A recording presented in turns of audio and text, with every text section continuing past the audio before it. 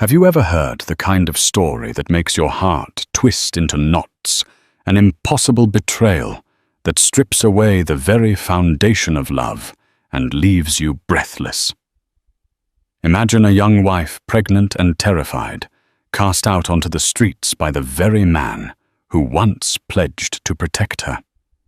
Now envision that same man, a billionaire tycoon idolized by the media standing trial in a courtroom packed with reporters and skeptics. This isn't just a story about broken vows. It's about shocking truths, shattered empires, and a fight for justice against all odds. Ready to witness the downfall of a modern titan, Elara, Caldwell was not born into wealth. She had in fact grown up in a modest neighborhood on the outskirts of Boston.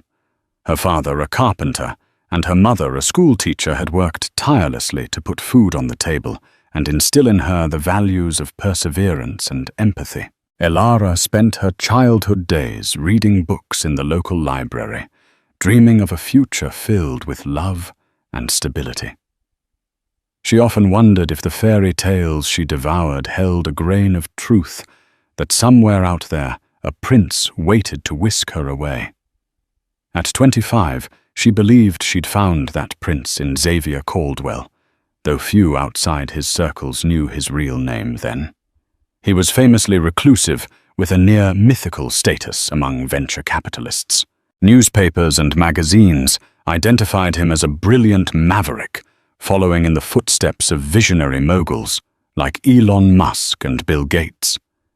Xavier, however, seemed different, quieter, more introspective, but commanding a presence that filled any room. Their whirlwind romance began when Elara was invited to a charity gala by a friend who thought she needed some excitement in her life. She had never stepped foot into such an opulent venue. Crystal chandeliers, gold-lined pillars, and the hum of classical music swirling in the background. Xavier spotted Elara in a corner, nursing a glass of sparkling water. His first words to her were disarmingly simple. "I'm Xavier. You look like you're about to run for the door." A short conversation turned into an hour, then two. He was unlike anyone Elara had ever met, polished, articulate, and impossibly wealthy. Yet it was his vulnerability that drew her in. He spoke of big dreams, building a tech empire that would reshape global commerce, revolutionizing e-commerce platforms, AI, real estate, you name it. But he also confessed a relentless loneliness, a burden that came with the kind of success that turned friends into opportunists and family into distant acquaintances. Their courtship was rapid. Within months, Xavier proposed in front of a small gathering at a beach house in Malibu. The sky had blushed with pastel hues of pink and orange as he knelt on one knee. Though they'd been together for only a short while, she accepted. The ring was a symbol of his wealth, a flawless diamond that sparkled like a star. But Elara told herself it was the man, not the money, that captured her heart. They married quietly. No prying eyes, no paparazzi. Just a simple ceremony held in Xavier's garden, where he promised her a life of comfort, love, and partnership. He insisted that their union was more than just an alliance of convenience. He swore she was the missing piece to his restless soul. For a fleeting moment, Elara felt like the happiest woman in the world. But from the outset, something in Xavier's world felt controlled, orchestrated, as if the man behind the empire always needed to maintain the upper hand. Friends often joked that he was a chess grandmaster in business, adept at anticipating moves 5 steps ahead of his competitors. It turned out he played the same cunning game in his personal life. Though blissful at first, Elara gradually found cracks in this perfect marriage. She noticed how staff tiptoed around Xavier, their eyes perpetually glued to the floor, as if any misstep would trigger dire consequences. She saw the glances he exchanged with his chief financial officer, the suspiciously locked doors to certain home offices she was forbidden to enter, and the hush that fell whenever his phone rang from unknown numbers. Then came the day that changed her life forever, when she discovered she was pregnant. She had been overjoyed imagining a child who would unite them more deeply, a chance for both of them to experience unconditional love. But the moment she told Xavier, his reaction was muted. He offered her a stiff embrace, congratulated her, and then excused himself to make a call. That moment planted the first seed of doubt in Ilara's mind about whether she truly belonged in his carefully constructed world. What she never could have predicted was that Xavier was about to dismantle her life with the cold detachment of a man closing out a failed business deal. Their marriage might have been a union of hearts for her, but for him, it was turning into something else entirely. A week after Ilara's pregnancy test, she woke up to an unsettling silence. Typically, Xavier's personal chef would be bustling in the kitchen, preparing elaborate breakfasts. His driver, Mikhail, would already be waiting outside black SUV, polished to a shine, ready to whisk Xavier off to his office. There would be staff scurrying around, tidying, dusting, fluffing pillows. Yet on this morning, the house was so quiet that Ilara could hear the hum of the air conditioning. Cautiously, she navigated the marble-floored corridors. The luxurious home, typically buzzing with controlled commotion, felt as vacant as an abandoned museum. She passed by the large portrait of Xavier's late mother, a philanthropic icon once recognized by the Bill and Melinda Gates Foundation. The eyes in the painting seemed to follow her, almost pitying her confusion. She reached the kitchen to find the place deserted. A single note lay atop the counter. The message in neat calligraphy read, "Madame, we have been instructed to cease our duties until further notice. We wish you well." It was signed by head butler Robert, a man who had always shown Ilara kindness. Heart-pounding, Ilara raced to Xavier's home office, one of the few rooms not locked. She found it stripped of nearly everything. Only an empty desk remained where a half-dozen monitors once glowed. The shelves which held thick portfolios and international business contracts were bare. All that remained was a single sealed envelope addressed to her. Her hands trembled as she opened it. The letter was from Xavier's legal counsel, not from Xavier himself. It spoke in formal, frigid language. "Effective immediately. All marital obligations are suspended. Mrs. Caldwell is advised to vacate the premises. Further communication will be handled through my office." She read the paragraphs in disbelief, struggling to reconcile the meaning of these words with the man she'd called husband. Her mind raced. Perhaps Xavier was in trouble. Maybe he had to flee the country on urgent business, or maybe he was protecting her from something. She tried to muster any scenario that would make sense beyond the plain meaning of those letters that her husband was effectively kicking her out, pregnant and alone. In a panic, she made calls to Xavier's personal phone, his CFO, even the receptionist, at his corporate headquarters. She was met by either silence, disconnected lines, or vague responses. "I'm sorry, but Mr. Caldwell isn't available." She found her personal belongings, clothes, keepsakes, even her wedding ring neatly packed in suitcases and stacked near the entrance. Next to them lay an eviction notice stamped with official seals. She crumpled to the floor in disbelief.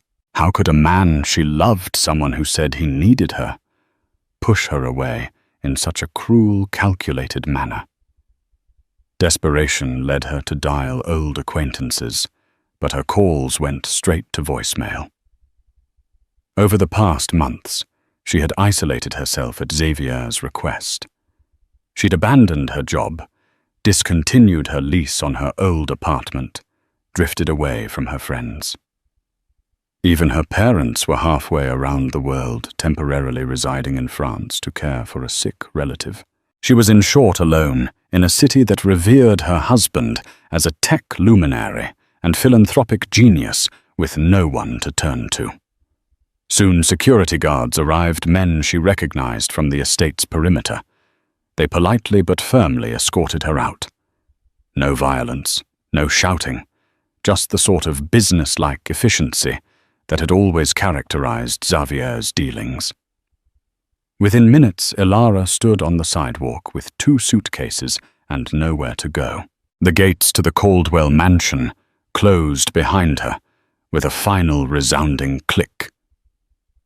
She stared at the grand facade, tears streaming down her face, uncertain of how she would survive the day, let alone care for the child growing inside her.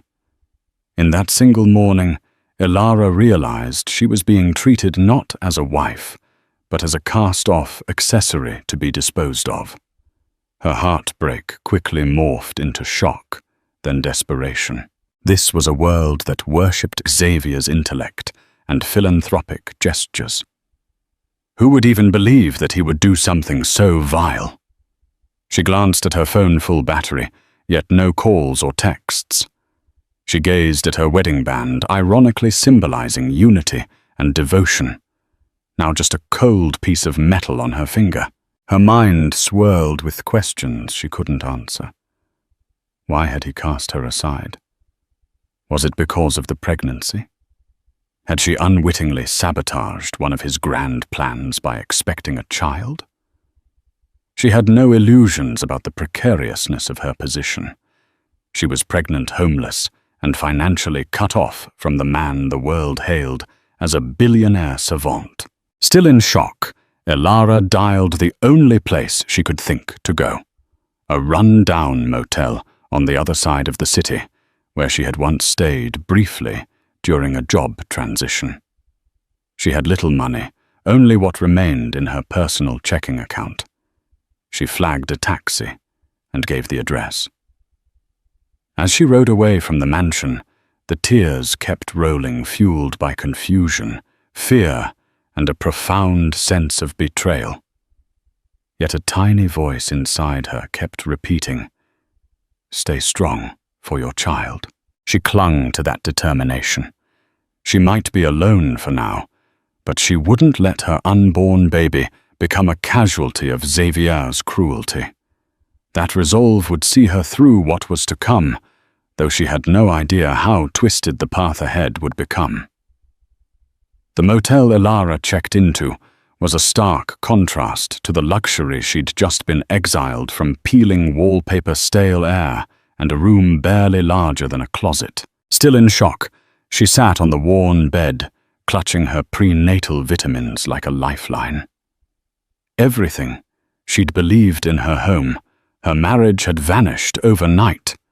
She forced herself to eat a peanut butter sandwich made from a few groceries she could afford. Each bite reminded her she had to stay strong for her unborn child. The news that night made it worse. Xavier was on TV smiling, promoting a new tech venture. No mention of his pregnant wife, now sleeping on a lumpy mattress in a budget motel. The next day, with no support and limited funds, Elara searched for help. She remembered Harriet Macmillan, a lawyer she'd met briefly at one of Xavier's events. Grasping at hope, she left a voicemail. "Please, I need help. I have nowhere else to turn." With that message, Elara began to fight not just for survival, but for justice. 2 days later, Elara was finishing a cup of lukewarm tea in her cramped motel room when her phone buzzed. She nearly dropped it in her haste to answer. A cool, professional voice came through. "This is Harriet Macmillan, returning your call." "Elara, isn't it?" Relief flooded Elara. She briefly recapped her situation, trying to keep her voice steady. Harriet listened intently, only interrupting to ask clarifying questions about the timeline, the nature of the eviction, and whether Elara had any prenuptial agreements. Finally, Harriet spoke, her tone measured but firm. "I'd like to meet with you in person. My office is in downtown Boston. Bring any documents you have."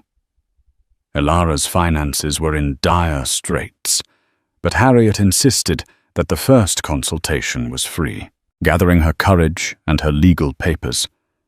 Mainly the marriage certificate, a copy of the eviction notice, and the letter from Xavier's counsel, Elara made her way downtown.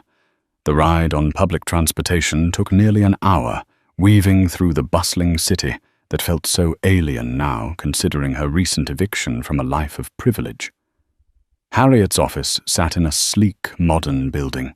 Elara's nerves intensified as she stepped inside, worried that everyone would see her as a penniless cast-off.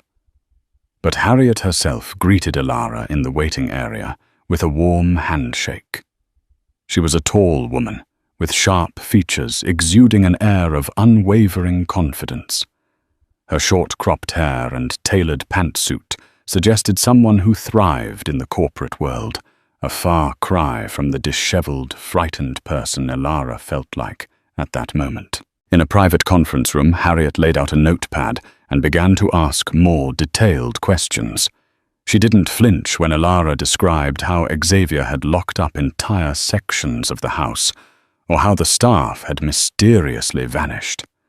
She jotted down notes in a decisive manner and asked follow-ups about anything that seemed unclear.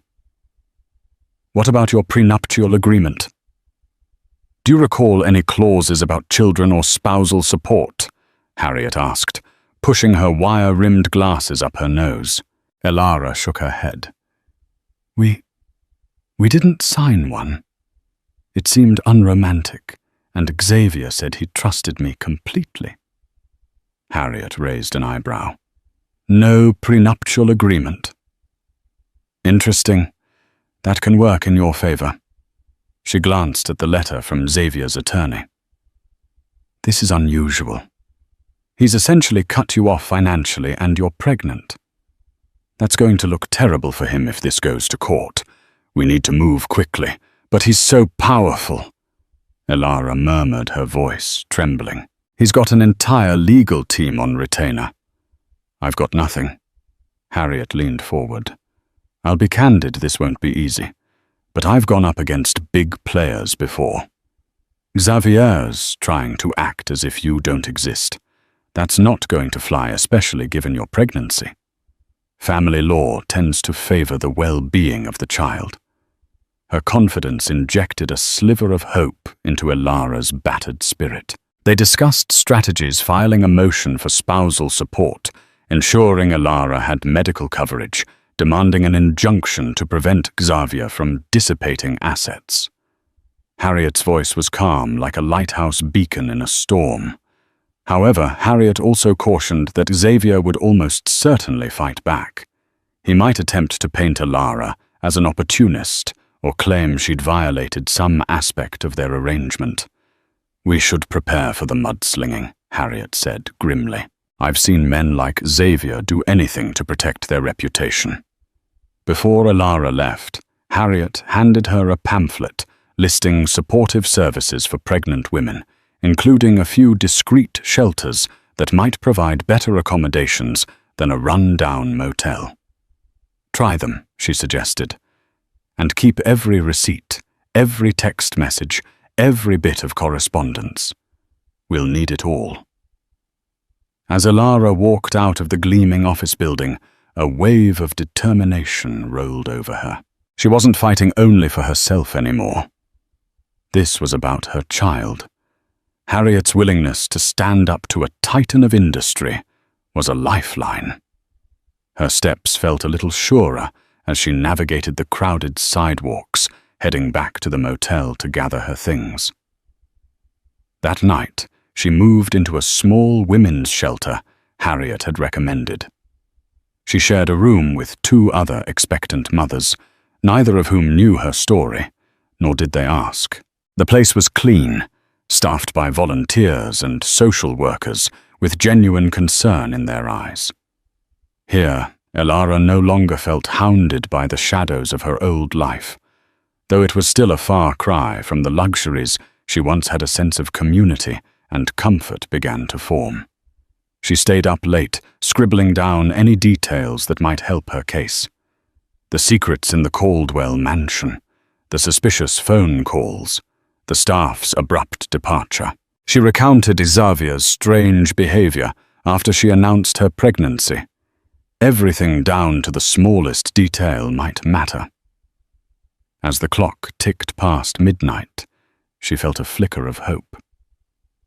Harriet believed in her case. Maybe a judge would too.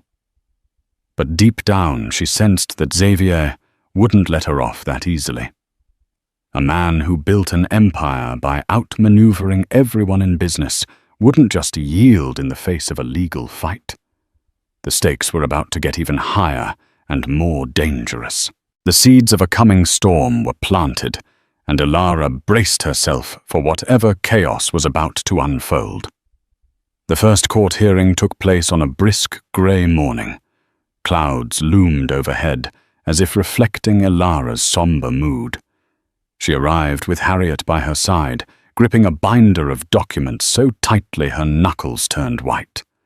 In the hallway, she caught a glimpse of Xavier for the first time since her eviction. Dressed in a bespoke suit, he cut an imposing figure, scanning the crowd with calm indifference. Their eyes met only briefly, and a wave of nausea hit Elara. Not just from her pregnancy, but from the magnitude of his betrayal. As the hearing commenced, Harriet outlined the basic facts. Elara was pregnant, with no income evicted from her marital home. She sought temporary spousal support and medical coverage. The opposing counsel, a polished man named Douglas Hargraves, argued that Elara had voluntarily vacated the premises. He even claimed she had adequate financial resources and that the pregnancy was not conclusively verified. At that, Elara's mouth fell open. Not conclusively verified. She had medical records, ultrasound images, everything. Harriet quickly produced evidence of her pregnancy test results and an OB/GYN's report, effectively shutting down Hargraves's smirking insinuation. The judge, a stern but seemingly fair woman named Judge Helena Connors, frowned at Hargraves's tactics and instructed both parties to focus on the matter at hand. The hearing concluded with Judge Connors granting Elara a modest monthly stipend for her living expenses until the next court date, as well as ordering Xavier's insurance to cover her prenatal care. A small victory, but enough to lift Elara's spirits. Harriet whispered, "We'll build from here," as they left the courtroom. But the fight was far from over. Over the next few weeks, Harriet discovered a labyrinth of corporate entities and trusts behind Xavier's empire. Shares were distributed among shell companies. Real estate holdings were in offshore accounts, and assets shifted daily. It was a puzzle only a skilled financial sleuth could decode. Xavier was clearly trying to bury any semblance of personal wealth behind complex legal structures, so Elara would have little to claim. Meanwhile, the media caught wind of the hearing. Headlines emerged, philanthropic tech mogul's marital troubles, but the coverage remained sympathetic to Xavier. Gossip blogs speculated that Elara was a gold digger seeking a quick payout. Social media erupted with rumors that she'd been unfaithful. Strangers hurled insults at her, online calling her manipulative or labeling her pregnancy a trap. The onslaught of negativity stung especially when she was already feeling vulnerable. Harriet advised Elara to stay off social media. "People are going to have opinions," she said kindly, "and they'll make up stories to entertain themselves. Focus on what matters, building our legal case and taking care of your health." Despite the emotional toll, Elara pressed on. She found a part-time job typing transcripts for a small publishing company, just enough to keep herself busy and earn a little money. She spent evenings combing through any records she could find, that might tie Xavier's personal fortune to his corporate accounts. The more she discovered, the more her sense of betrayal grew. The entire marriage felt like a carefully orchestrated sham. It wasn't just that she had lost her home. She had lost her faith in the man she believed she knew. Occasionally, she'd have fleeting memories of tender moments with Xavier, like the time they slow danced in the moonlight on the balcony of a Tuscan villa during their brief honeymoon. Or the time he lovingly prepared her favorite dish, spinach lasagna, and teased her about her horrible taste in reality TV shows. These recollections haunted her dreams at night, leaving her questioning how a man capable of such warmth could turn so cold. One afternoon, Harriet invited a forensic accountant named Samson Armitage to their meeting. Samson was a soft-spoken man in his early 50s, with salt and pepper hair and a knack for unraveling financial mysteries. He greeted Elara politely, then opened a thick file. "We've found some anomalies," he began, showing them charts of transactions that zigzagged across continents. "There are large sums moving to and from trusts in the Cayman Islands, the Isle of Man, and Luxembourg. Likely more. Caldwell Industries is also funneling money into partnerships that are 90% owned by Xavier Caldwell himself, but are named under shell entities." Elara's stomach churned. She realized that even if she won a court ruling, collecting anything from Xavier might be an enormously different matter. He was layering his assets with such complexity that prying them free would be akin to scaling an endless mountain. Harriet, however, was undeterred. "We'll build a narrative," she told Elara. "Judges hate it when wealthy spouses hide assets. It offends the court's sense of fairness. If we can document how Xavier is shifting money around, we'll strengthen your claim." That evening, Elara returned to the shelter, exhausted but somewhat hopeful. She had Harriet Sampson and a small team of paralegals working tirelessly to illuminate the truth. Although the media storm raged on, Elara was learning that public opinion ebbs and flows. The courts at least required evidence, not hearsay. She reminded herself, "Stay strong. Protect your child. Fight for justice." The legal labyrinth was complex and daunting, but she vowed not to let Xavier's empire crush her without a fight. Step by step, she was inching forward, fueled by a mixture of determination and maternal instinct. The next courtroom battle would be the true test of her resolve, and maybe, just maybe, the key to unraveling Xavier's carefully guarded secrets. The next few weeks brought an unsettling tension to Elara's life. Though she continued to live at the shelter and work part-time each day, felt like walking through a minefield. On the surface, she was coping, eating as well as she could, attending prenatal checkups, and meeting regularly with Harriet. But underneath a low-grade dread shadowed her every move. She'd seen the depths of Xavier's ruthlessness, and she had no illusions that he'd remain passive. Sure enough, the rumor mill churned faster. Speculative tabloids picked up a mysterious story. Billionaire's wife, linked to former flame, accompanied by grainy photos of Elara from years ago, standing beside an ex-boyfriend at a college party. The piece insinuated that the child might not be Xavier's. Even more disturbing were mentions of discovered diaries, where Elara allegedly penned fantasies of wealth and social climbing. The diaries, of course, were entirely fabricated, and Harriet moved swiftly to issue a cease and desist. But the damage was done. In the court of public opinion, where sensational headlines thrive, the story gained traction. Elara's stress soared. She worried that even if these rumors were false, the courts might be swayed by the surrounding noise. Harriet, sensing her fear, reassured her that real judges require credible evidence, not tabloid gossip. "But it's not just about the law," Harriet lamented. "Xavier knows how to manipulate narratives. We've got to stay vigilant. Meanwhile, Samson continued dissecting Xavier's financial labyrinth. He discovered that Caldwell Industries had recently launched a major philanthropic initiative, a $200 million donation to a global education fund publicly lauded by high-profile figures, including Warren Buffett. The news overshadowed the scandalous rumors painting Xavier as a benevolent philanthropist. Elara recognized this as a well-timed publicity stunt, possibly orchestrated to steer attention away from her pending lawsuit. Still, she found allies in unexpected places. A journalist named Martin Ross from the Boston Herald approached her discreetly, claiming he had evidence of corporate malfeasance within Caldwell Industries.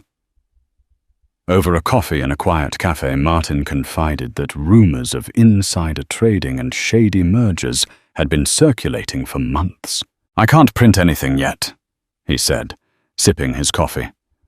"But if I get something solid, I'll blow this wide open." Elara was wary.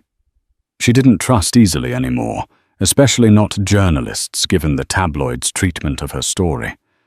But Martin handed her a business card and said, "If you learn anything that ties Caldwell to these alleged crimes, call me.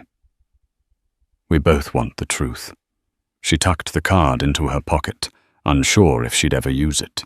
However, part of her wondered if shining a light on Xavier's potential illegal activities might be the leverage she needed in family court. Though Harriet had warned her that going public could complicate matters, especially if Xavier retaliated, the possibility lingered in the back of Elara's mind. One morning, Harriet invited her to a strategy session in the same conference room they often used. Samson was there, as well as Harriet's paralegal Tina. The atmosphere was tense. Harriet cut to the chase. "We need to present a compelling case that Xavier is using fraudulent means to hide his marital assets. With the evidence Samson has gathered so far, we can request a subpoena for additional financial records." Samson chimed in, "We'll need forensic imaging of certain computers and servers. If the court grants it, we'll have a better chance of uncovering how he's diverting funds." Elara nodded, though she felt overwhelmed. "And then what?" Harriet exhaled. "Then we confront him in court. He either opens the books or he faces judicial penalties. But don't forget, he'll throw everything he has at us. His lawyers, the media, public opinion. This is going to be war." Despite the looming battle, Elara felt a spark of gratitude for Harriet and Samson's dedication. She couldn't have imagined a more committed team. They could have easily dismissed her case, seeing it as too risky or not lucrative enough. But something about her plight, perhaps the moral imperative to protect a pregnant woman from an unfeeling billionaire, kept them invested. Later that evening, back at the shelter, Elara found a moment of relative peace in the lounge area, sipping chamomile tea. A faint kick in her abdomen made her smile. The baby was growing stronger every day, and so was she in a way she'd never expected. She was standing up against one of the most powerful men in the city, maybe even the world, and she was still here, still fighting. Yet a disturbing thought crept in. If Xavier was capable of fabricating diaries and spinning rumors to discredit her, what else could he do? The next move might be even more devastating. As she lay in bed that night, listening to the rhythmic breathing of the other women in the shelter, her mind wrestled with a single question. How far would Xavier go to protect his empire? And would she and her unborn child survive the fallout? Weeks turned into months, and Elara's pregnancy advanced. Her belly was now visibly round, a reminder of the life pulsing within her. She tried to find solace in each gentle flutter and kick, forging a bond with her unborn child. Yet the legal and emotional battles showed no sign of relenting. Harriet had filed a motion for a more thorough financial disclosure from Xavier. The court responded by scheduling a major hearing, one that could force Xavier to submit detailed records. Xavier's legal team objected vehemently, claiming it was an invasion of privacy, but Judge Connors appeared unconvinced by their arguments. The stage was set for a legal showdown. One evening, Harriet called Alara at the shelter voice, crackling with urgency. "You need to come to my office. Samson discovered something big." Heart pounding. Alara hopped into an Uber and arrived at Harriet's building under a canopy of streetlights. She found Harriet, Samson, and Tina huddled around a laptop in the conference room, eyes locked on the screen. Samson beckoned her closer. "We've been sorting through some obscure corporate filings from Caldwell's affiliated companies," he began. "Look at this." On the screen were documents revealing that a subset of Caldwell Industries, an AI research lab, had received massive funding through shell companies registered in Belize. Attached were email exchanges, presumably between Xavier and his CFO, discussing off-the-books transactions, bribes to foreign officials for favorable contracts, and labyrinthine routing of funds to avoid taxes. Alara's jaw dropped. "Is all of this illegal?" Samson nodded gravely. "Potentially very. This suggests money laundering and bribery under the guise of tech investments. It's beyond just hiding money from you. It's criminal misconduct." Harriet frowned. "We can use this as leverage. If we present this in family court, it could undermine his credibility and force him to comply with asset disclosure. But we have to be extremely cautious. If we hand this over to law enforcement or the media prematurely, it could compromise your divorce case, or it could vanish." Alara felt a rush of conflicting emotions. Vindication, fear, and an overwhelming sense of just how deep Xavier's corruption might go. She thought of Martin Ross, the investigative journalist, and his hints about corporate wrongdoing. This evidence could confirm his suspicions and blow open a massive scandal. But was it worth the risk to her personal case? Harriet went on. "If we can tie these funds directly to Xavier, he'll have no choice but to negotiate. He wouldn't want these details to come out in open court, let alone in a criminal investigation. It might force him to settle generously." Yet Alara's conscience flared. She wasn't just fighting a personal battle. Lives could be impacted if Caldwell Industries was built on dirty money. Did she owe it to the public to expose him? Samson tried to reassure her. "Remember, your priority is ensuring financial security for you and your child. But if we do go public, you're absolutely going to become a target. This is bigger than a messy divorce. We're talking about an empire that could come crashing down," Tina added softly. "And if we don't use it carefully, Xavier's lawyers will claim we obtained this illegally or tampered with it. We need to dot every I and cross every T.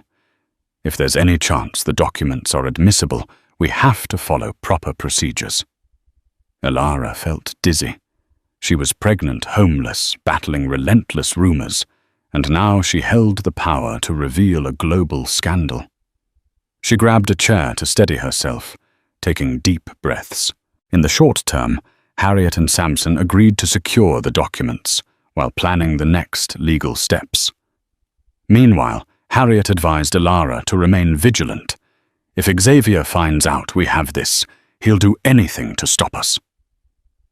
That night, Alara slept fitfully, images of corporate espionage and shady deals swirling in her mind. She recalled the early days of their marriage, how Xavier would spend long nights in his office, murmuring on phone calls in languages she didn't understand, always quick to close his laptop when she entered. Suddenly, all those small, odd moments crystallized. She'd been living alongside a man with hidden depths of corruption. As dawn broke, she resolved that if exposing Xavier's criminal activities could protect her child's future and bring some semblance of justice, she had to see it through. The next courtroom hearing wasn't just a step in a divorce proceeding. It was a fuse leading to a potential explosion that might consume Xavier's entire empire, and she had the matches. With her belly growing by the day and her spirit hardened by betrayal, she prepared for a fight that could change her life and possibly the world beyond it. The day of the major court hearing dawned cool and clear, an odd contrast to the storm of anticipation Elara felt inside. She arrived with Harriet and Samson, each lugging boxes of meticulously organized documents. Outside the courthouse, a throng of reporters snapped photos and shouted questions. Elara kept her head down, her heart hammering against her rib cage as she navigated past the flashing cameras and swirling microphones. Xavier appeared calm and unhurried, flanked by his legal team. He cut an almost regal figure in a midnight blue suit, responding to reporters' questions with clipped politeness, dismissing the case as a private family matter. But Elara sensed an undercurrent of tension in his posture. Perhaps he suspected the bombshell Harriet was about to drop. Judge Connors presided, her face stern, as she called the proceedings to order. Harriet began by reiterating Elara's request for full financial disclosure. Hargraves, Xavier's lawyer, retorted that they had already provided sufficient documents. Harriet, however, wasn't deterred. "We have reason to believe Xavier Caldwell has substantial assets hidden in offshore accounts," Harriet stated, her voice resonating through the silent courtroom. She produced a series of exhibits referencing suspicious wire transfers, shell companies, and the pattern of bribes. The tension in the room escalated palpably. Xavier's expression hardened. Hargraves immediately objected, claiming these documents were obtained illegally, lacking proper authentication.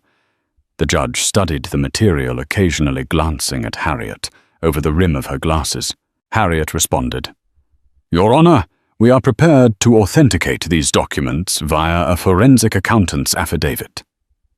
Samson rose and solemnly swore that he had compiled the evidence using legitimate research methods and public filings. Harriet continued, "In light of these revelations, we ask the court to compel Mr. Caldwell to produce complete financial records, including all corporate accounts in which he holds a controlling interest." Judge Connors took a moment to peruse the evidence. The gravity of the accusations, money laundering, bribery, asset concealment, was not lost on her. She looked to Xavier's side. "Mr. Hargraves, your client's response?" Hargraves shifted uncomfortably. "We dispute the authenticity of these documents and the inferences Ms. Macmillan is drawing. These are baseless allegations designed to smear my client. We request a postponement to allow our own forensic experts to review." Harriet shot back. "Meanwhile, my client continues to be denied rightful financial support. We request an immediate court order for provisional access to funds given the high likelihood of Mr. Caldwell's concealment." Elara watched Xavier's face contort ever so slightly. She'd seen that look before, a mixture of anger and fear, a crack in his calm facade. He leaned toward Hargraves and whispered urgently. Judge Connors tapped her gavel, demanding order. After a tense back and forth, the judge made her ruling. "I will order a thorough independent audit of Mr. Caldwell's finances, with full cooperation required. Additionally, given the plausible evidence of asset concealment, I'm granting an increased temporary spousal support for Mrs. Caldwell to ensure her well-being throughout her pregnancy. The matter of final distribution of marital assets will be determined once the audit is complete." The gallery erupted in hushed murmurs. For Elara, It felt like the first major victory. Official acknowledgement that Xavier might be hiding significant wealth and that she was entitled to more support. Harriet squeezed her hand reassuringly under the table. Xavier stood abruptly as the hearing adjourned. He shot a glare at Elara across the courtroom, a glare that promised retaliation. Hargraves tried to placate him, but he brushed his lawyer aside and strode out, cameras flashing in his wake. Outside reporters swarmed Elara and Harriet. The mood shifted. The scandal had become tangible. Harriet gave a brief statement, emphasizing that they trusted the legal system to bring the truth to light. Elara, trembling with relief and nerves, said nothing, letting Harriet's poised professionalism carry the moment. Once they were outside the media frenzy, Elara allowed herself a moment of triumph. They had forced Xavier's hand. An independent audit meant he couldn't bury his secrets forever. Yet a flicker of unease gnawed at her. Even cornered Xavier was a dangerous opponent. She feared what he might do next, personally or professionally, to reclaim the upper hand. But for now, victory tasted sweet, especially after weeks of relentless anxiety. Harriet treated Elara and Samson to a quiet lunch in a small bistro. Over salads and mineral water, they exchanged cautious smiles and talked about next steps. They'd have to stand firm through the audit, respond to each legal challenge, and keep forging ahead until a final settlement was reached, or until Xavier's entire web of deceit unraveled. "Enjoy this win," Harriet told Elara gently. "But don't let your guard down. The real battle has just begun." Elara nodded, placing a protective hand on her belly. She felt the baby move a reassuring flutter. In that moment, she vowed never to back down for herself and for her child. Nothing would break her resolve, not even a billionaire bent on vengeance. The audit took weeks of painstaking effort. An independent team of accountants and investigators appointed by the court dissected Xavier's sprawling empire with the precision of surgeons. They visited offices, sifted through digital ledgers, and interviewed staff who'd once lived in fear of Xavier's wrath. Slowly, a damning picture emerged. Illegal bribes to foreign officials, tax evasion, and money laundering all came to light. Anonymous whistleblowers, some likely motivated by Xavier's arrogant treatment of subordinates, came forward with additional evidence. Suddenly, the billionaire, who had once been hailed as a visionary philanthropist, found himself the subject of a federal investigation. News outlets latched on to the unfolding scandal. Martin Ross, the Boston Herald journalist, published a front-page exposé corroborating Harriet and Samson's findings. The story trended on social media for days, overshadowing previous rumors that had painted Elara as a gold digger. It was now Xavier who was in the hot seat, grappling with a swarm of cameras and demands for explanations. Caldwell Industries' stock plummeted. Board members panicked, calling emergency meetings to salvage their reputations. Philanthropic organizations distanced themselves, returning or suspending donations. Even long-time investors walked away, unwilling to be caught in the impending financial meltdown.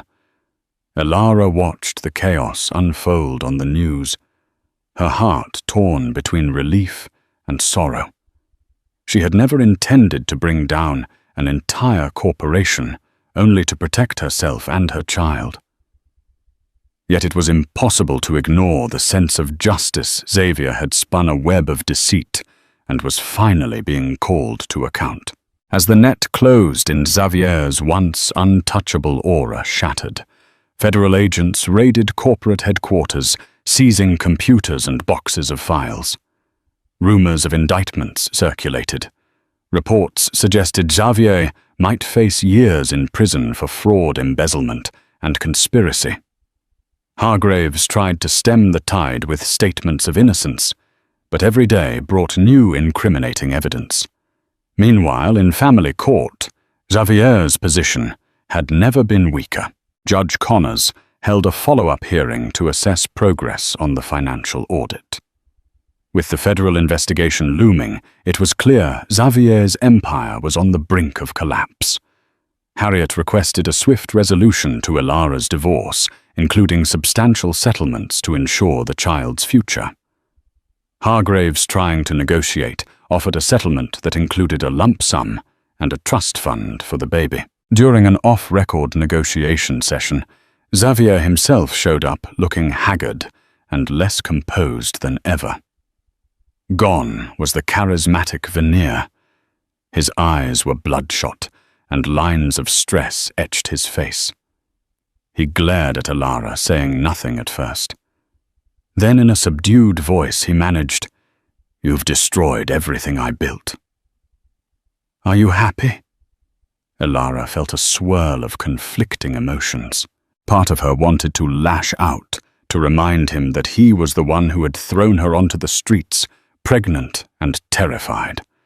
Another part only felt pity for a man so consumed by power that he'd lost his humanity along the way. She mustered a calm response. "I only wanted what was fair for me and our child. You made the choices that led here, not me."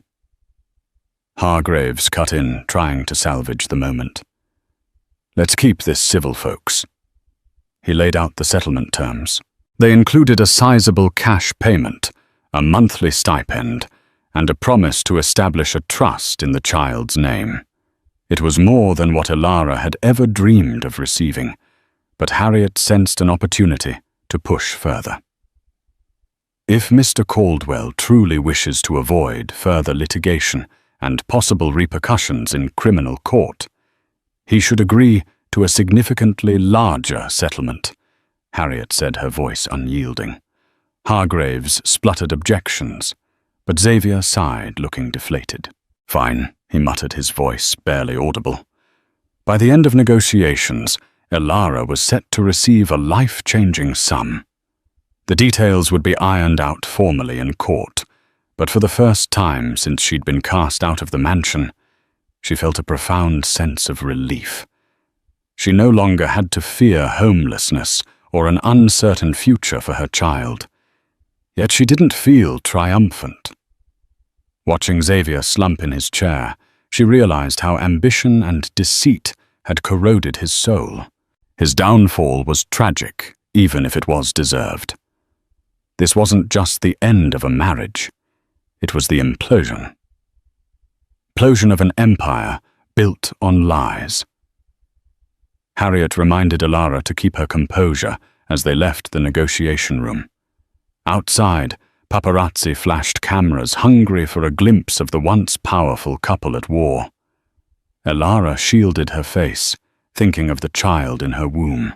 This battle might be nearly over, but a new life awaited, a life she had to protect and nurture, free from the shadows of Xavier Caldwell's empire. That night, back at the shelter, she gently packed her belongings. She would soon have the resources to rent an apartment or even buy a small home. Tears welled in her eyes, not of sadness, but of release. For all the heartbreak and fear, she had emerged on the other side, resolved to raise her child with love, honesty and dignity, values that money, for all its power, could never replace. In the weeks that followed, Ilara moved into a modest but comfortable apartment in a quiet neighborhood on the outskirts of the city. Sunlight streamed through the windows onto simple furniture, a second-hand couch, a thrift store dining table, a crib. She carefully assembled piece by piece. She felt a mix of pride and gratitude every time she glanced at the baby's growing space, complete with soft blankets and a few plush toys. Her legal divorce from Xavier was finalized in a low-key court proceeding. The settlement funds, monitored by a court-appointed trustee, were placed into Ilara's account. A significant portion was also allocated into a secure trust for the child's education and future well-being. Xavier himself was conspicuously absent, reportedly preparing for a potential criminal trial. Elara signed the final paperwork with Harriet by her side, tears silently rolling down her cheeks. With a few swipes of a pen, she was no longer Mrs. Caldwell, but Elara, the independent woman she once was, yet stronger than ever before. Media coverage of Xavier's impending criminal charges escalated. Each news segment highlighted the staggering list of alleged crimes. Caldwell Industries teetered on the edge of bankruptcy, board members resigning en masse. Government prosecutors painted a picture of a man who had taken advantage of the world's trust and generosity, only to line his own pockets through illicit schemes. Elara tried her best to ignore the maelstrom. She attended prenatal classes, practicing breathing exercises and learning about childbirth. She made friends among the other expectant mothers, forging bonds that felt more genuine than the superficial social circles she once inhabited. Sometimes she caught glimpses of a tabloid on a newsstand, headlines like "Caldwell's Empire in Ruin" or "Billionaire's Betrayal." She walked past, uninterested in the lurid details. For her, the story was old news. She was focused on the road ahead. One afternoon, she met Harriet for tea. It had become a friendly tradition. No more stiff conference rooms or frantic phone calls, just two women who'd weathered a storm together. Harriet sipped her Earl Grey, smiling softly. "How do you feel now that it's all over?" Elara considered the question. "I feel lighter, free. I won't pretend it didn't hurt. But there's relief in knowing I can move forward without fear." "You deserve every bit of peace you can find," Harriet replied, her gaze warm. "No matter what happens to Xavier, you have a new life waiting for you." They chatted about the baby, about Harriet's own career aspirations, and Sampson's continued sleuthing on other high-stakes cases. Elara learned that Harriet had taken on more pro bono work since Elara's case, driven by a renewed sense of purpose in helping those who couldn't fight for themselves. Later that evening, while folding tiny onesies in the nursery corner of her apartment, Elara felt a sudden shift in her abdomen. A contraction, a real one. Then another. Panic flickered through her. The doctor had warned her she was close to her due date, but somehow it still caught her by surprise. She texted Harriet, who immediately offered to drive her to the hospital. The next hours blurred as she breathed through waves of pain, guided by a compassionate nurse and an obstetrician on duty. Harriet stood by her side, phone in hand, reassuring her. Elara held on to Harriet's arm and pressed through each contraction, sweat beading on her forehead. Finally, with a final powerful push, the cry of a newborn filled the room. "It's a girl," the doctor announced. They placed the tiny wailing infant on Elara's chest. Overwhelmed by emotion, Elara cradled her daughter with tears streaming down her face. In that moment, all the trials, betrayals, and heartbreak faded in the presence of pure, unconditional love. Harriet discreetly stepped out, giving them space. Elara studied her daughter's delicate features, the small nose, the scrunched eyes, the wisps of dark hair. She whispered a promise to raise her with honesty and kindness, to protect her from the lies and cruelty that once entangled their lives. In the days that followed, she brought her daughter home to their humble apartment. Each morning she awoke to soft coos and the warmth of new beginnings. Life wasn't perfect. She was a single mother starting from scratch. But she carried no illusions this time. She knew hard work and determination lay ahead. Yet in that simplicity, there was an honesty that made her heart soar. Looking back, she realized the end of Xavier Caldwell's empire was also the genesis of her own story, one marked not by money or prestige, but by resilience and hope. Each step she took now was grounded in a truth she'd earned through pain and perseverance.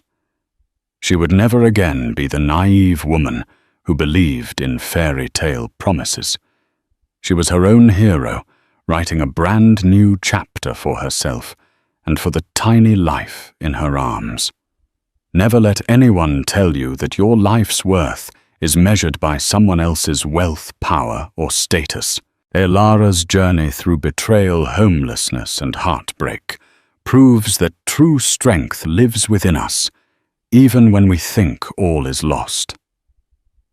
In the face of monstrous adversity, she found the courage to fight back, to stand up for her rights, and ultimately to break free from a web of deception that had once seemed inescapable.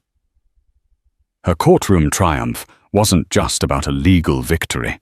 It signaled the dawn of a new life free from fear. Now a devoted mother, Elara, holds her baby close, embracing a future shaped by resilience and self-respect. If her story moved you, remember we all have the power to rise above life's most harrowing challenges. So please like, share, and subscribe to our channel together. Let's spread stories of hope and empowerment far and wide. Harold Davenport was the kind of man the tabloids loved to hate, handsome, wealthy, and never without a scandal. But no one ever expected this particular drama to unfold in the glare of high society's most exclusive restaurant, especially not with his pregnant wife sobbing in the middle of it all. In just one heated moment, Harold shattered more than expensive dinnerware when he delivered a stinging slap across Evelyn's face. Witnesses stood frozen cell phones out, capturing every angle of the betrayal. Within hours, the video went viral, thrusting Harold and the secrets he'd worked so hard to hide straight into the spotlight. Harold Davenport prided himself on two things: his ability to close any business deal and his impeccable public persona. If you walked into the towering glass building that housed Davenport Investments, you'd be greeted by smiling receptionists, crisp-suited assistants, and a portrait of Harold himself that exuded both charm and power. Behind the scenes, he navigated labyrinthine deals with an iron will. He had started from modest beginnings, something he rarely shared openly, to become the city's most lauded real estate mogul. His name peppered the society pages alongside glamorous photos of his equally sophisticated wife, Evelyn Davenport. They appeared to be the epitome of a power couple. Her shining brown eyes and perfectly styled hair spoke of poise and grace, the essential ingredients for playing the role of a millionaire's wife in high society. She was not just a trophy by any means. Evelyn held a master's degree in art history and curated exhibitions for a local gallery. Yet to the outside world, she seemed a mere ornament to Harold's unstoppable ambitions. Harold considered himself unstoppable until recently. He had just received news that Evelyn was pregnant. The idea of fatherhood was supposed to fill him with pride and joy. Instead, it felt like an inconvenient sidetrack to his grander life plan. Children meant cutting down on the lavish parties, the adventurous getaways, and the provocative dinners that often involved far more than just food. On top of that, business had been rocky for the past 6 months. Some said the real estate bubble in certain parts of the city was bursting and Harold was feeling the tremors. But he refused to show weakness. He doubled down on new developments, ignoring the warnings of colleagues. He had built an empire. How could it possibly crumble? Evelyn Davenport stared at the ultrasound photos pinned to her dresser mirror every morning. She was enamored with the tiny life growing inside her, but an undercurrent of dread also ran through her thoughts. Her marriage had once been built on genuine affection, but in recent months, Harold had grown distant. He'd come home late without explanation, skip important doctor appointments, and at times displayed a temper she'd never witnessed in their earlier years. She confided in her best friend, Fiona Bradford, who came from old money and spent her days juggling charity events. Fiona often told her, "Men like Harold are under immense pressure. Try to be more understanding." Evelyn did try. She planned romantic dinners, arranged quiet nights by the fireplace, and even suggested couples therapy. But Harold always brushed her off with a dismissive wave or an outright snub. This pregnancy, though a miracle to her, seemed to irritate Harold in a way she couldn't fully fathom. He was curt whenever she mentioned baby names or asked if he'd help decorate the nursery. Evelyn began taking notes on her phone of every small moment of love he did show, as though hoarding them like rare jewels, holding on to evidence that the man she married still existed. Complicating things further was the swirl of rumors she caught drifting through the city's upper crust. A mistress, some whispered. Others said they'd seen him at questionable venues late at night. She tried to remain hopeful to keep faith in the vow they had shared. After all, this was the man who'd once whisked her away for a spontaneous trip to Santorini just to watch the sunset on her birthday. Yet she couldn't deny the gnawing feeling in her stomach that something was terribly wrong. Serafina Rossetti was everything a scandalous mistress might be, statuesque, captivating, and dangerously ambitious. She had grown up on the outskirts of Rome, clawing her way out of poverty by using her wit charm and an unrelenting will to transcend her circumstances. Arriving in the city with no connections, she landed a job as a lounge singer in a high-end hotel bar frequented by the wealthy. That's where she first caught Harold's eye. Harold was drawn to Serafina's exotic accent and the allure of the unknown. As her smoky voice caressed the final note of a song, one evening Harold found himself enthralled. He approached her with the confidence of a man used to getting what he wanted. Serafina recognized him immediately. The local tabloids were filled with stories of Harold Davenport, the man who could turn a patch of barren land into a sprawling, money-making enterprise. She pretended not to care about his reputation or fortune, knowing full well how to play the game. Before long, they were meeting in clandestine hotel suites. Harold felt a rush with Serafina that had been absent from his marriage for far too long, at least in his mind.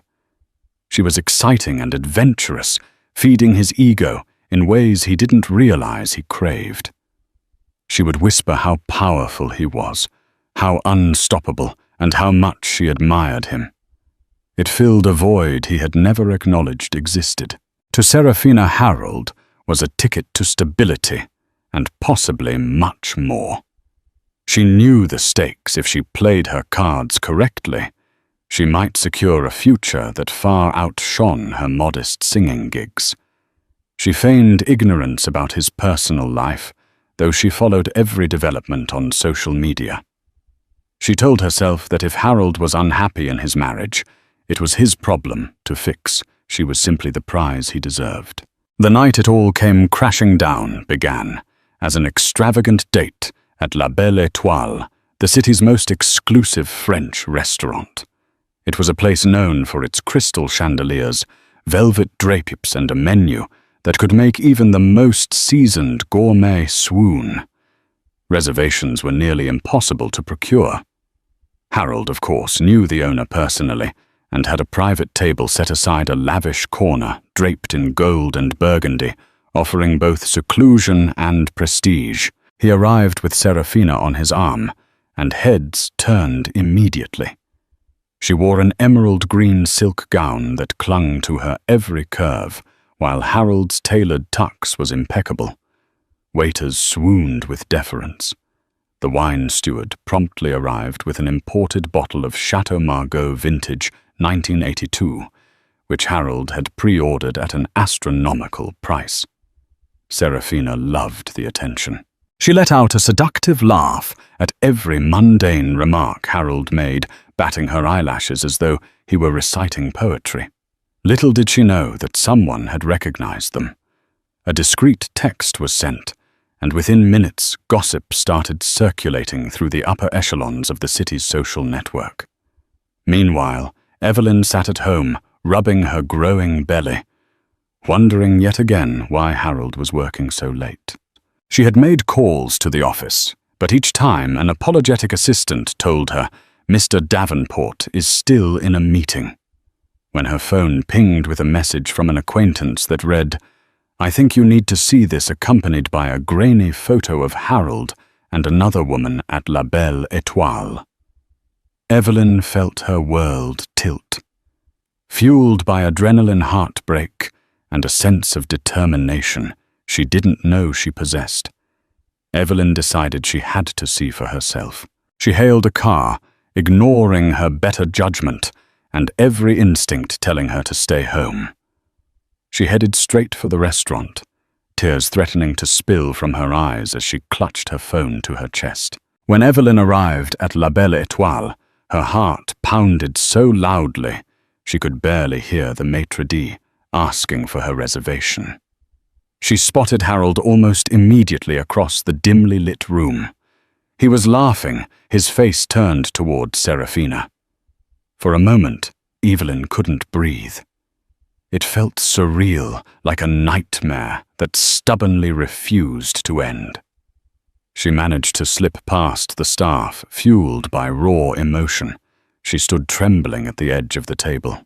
Her presence was so unexpected that Harold didn't notice her at first. Serafina, however, lifted her eyes and froze. The expression on her face transitioned from smug delight to startled anxiety in a split second.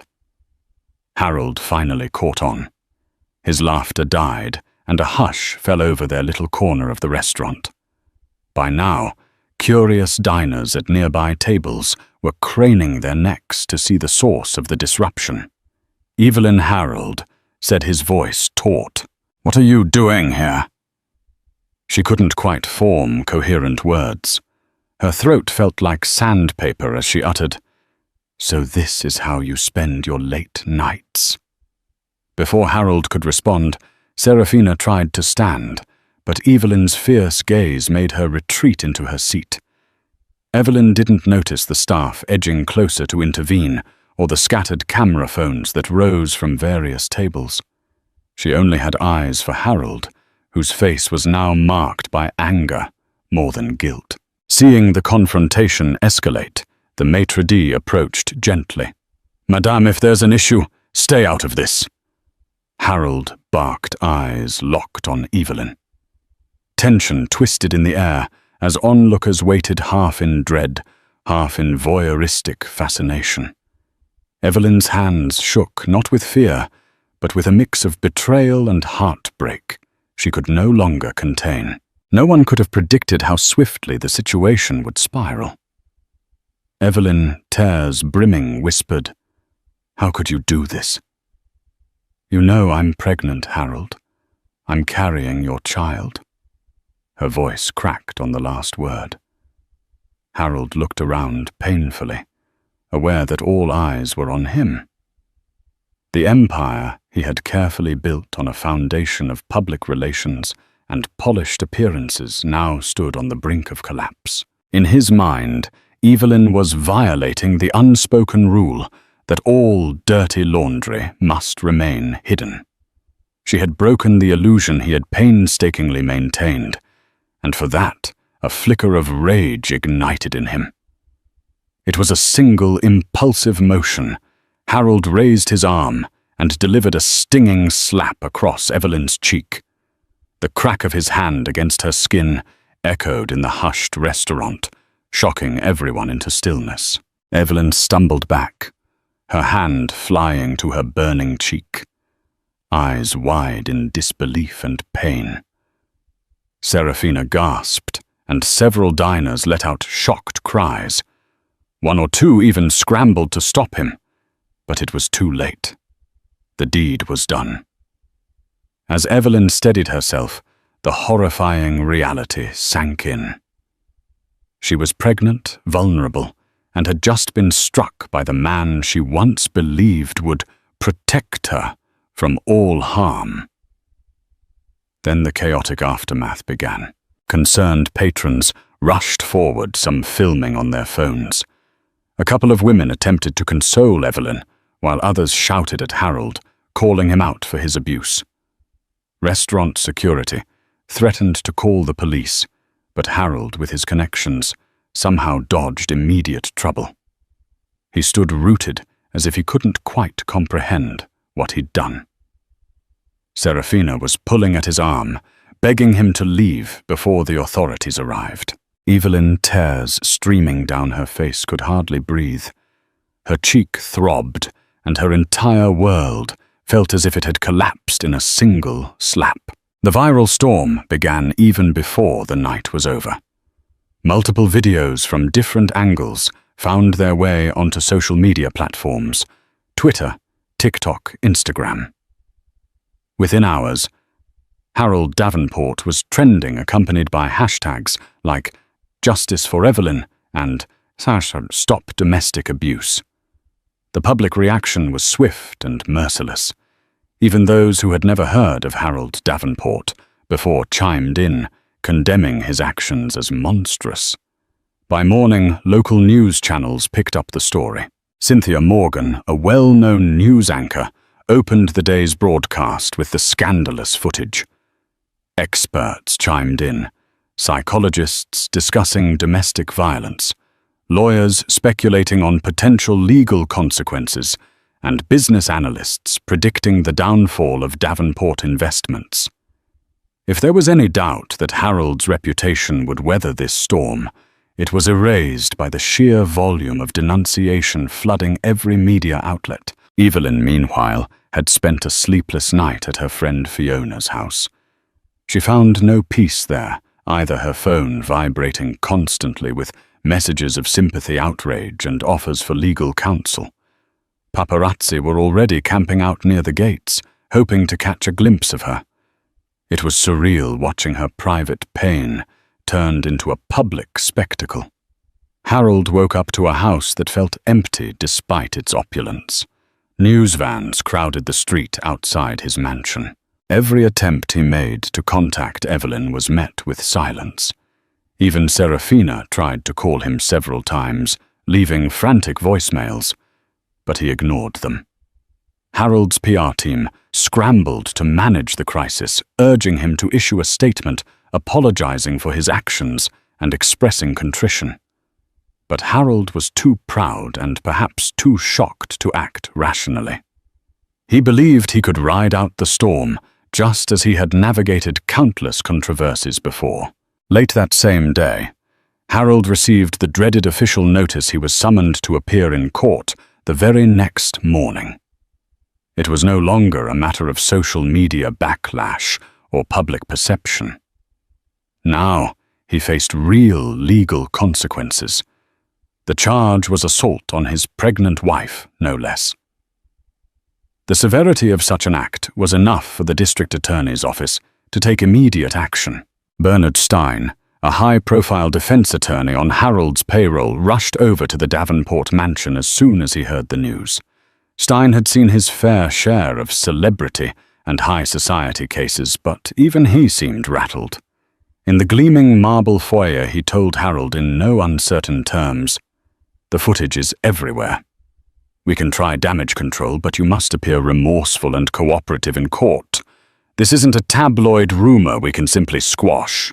Harold seethed at this notion of having to grovel. "I built this empire," he snapped, pacing restlessly, "and I'll be damned if I let it crumble because of one slip. Evelyn. She provoked me. She showed up uninvited, made a scene." Stein cut him off. "Do you hear yourself? That is not a defense. You slapped her. And she's pregnant. The public outcry alone is enough to doom you if we don't handle this very, very carefully." He stressed again the importance of a heartfelt apology. possibly even a settlement, anything to prevent a drawn-out criminal trial. Reluctantly, Harold agreed to follow Stein's guidance, but he refused to see Evelyn or even attempt a direct apology.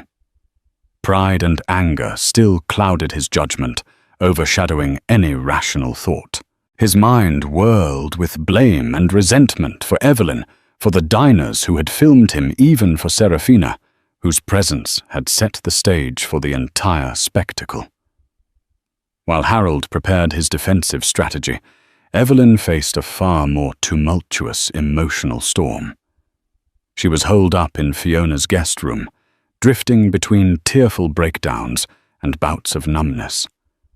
Her cheek still bore a faint bruise, and every time she glimpsed her reflection, she felt a jolt of anguish mixed with disbelief. When she placed a hand over her belly, she worried not just for her own future, but for the innocent child growing inside her. Through the door, Fiona tried to coax her with tea-soft music or heartfelt reassurances. Evelyn appreciated the support, but she felt trapped in a nightmare she never asked for. A flurry of phone calls from advocacy groups, lawyers, and journalists only added to the confusion. While some demanded she press charges and make a public statement, others urged her to remember that Harold was a powerful man with the means to retaliate. Even her own parents, who lived in another state, left voicemails begging her to come home away from the media frenzy. Eventually, Evelyn allowed Fiona to connect her with a legal advocate named Janet Morales, who specialized in domestic violence cases. Janet arrived at Fiona's house, a calm, steady presence in the midst of chaos. She explained the legal options available to Evelyn, from restraining orders to possible civil suits. Evelyn listened quietly, feeling the weight of the decisions she needed to make. Her mind wandered to the early days of her relationship with Harold, their honeymoon in Bali, the nights they spent dreaming about their future, the moment they decided to try for a child. Each memory felt like a shard of broken glass, once whole and dazzling, now painful and scattered. Still, a determination flickered in her eyes. She wasn't just a victim. She was a mother, and she needed to protect herself and her unborn child, even if it meant taking the man she once loved to court. The next morning, the courthouse was abuzz with reporters, photographers, and curious onlookers. Police barricades lined the steps leading to the main entrance, where a swarm of media personnel jockeyed for the best vantage point. When Harold arrived in his sleek black sedan, he was greeted with an onslaught of camera flashes and shouted questions. Dressed in a tailored grey suit and dark sunglasses, he wore a stoic mask that revealed no hint of emotion. Inside the courtroom was surprisingly small and modest for such a high-profile case, the wooden pews filled with press and spectators. Evelyn and her lawyer Janet were seated at the prosecution's table. She looked pale and fragile, her eyes downcast, but there was a certain resolve in her posture. Harold glanced at her only briefly as he took his seat beside Bernard Stein. Judge Mary Kingsley presided, an astute woman known for her intolerance of theatrics. She addressed Harold's legal counsel, who motioned for a plea of not guilty. The charges read aloud included felony assault and battery on a pregnant spouse. The words echoed ominously through the hushed room. Prosecutor James Underwood wasted no time presenting the video evidence that had already become infamous. The room fell silent as the footage played. There on the screen was Harold's hand connecting sharply with Evelyn's cheek. Her face contorted in pain, the restaurant crowd gasping in the background. Harold swallowed hard, but his expression remained guarded.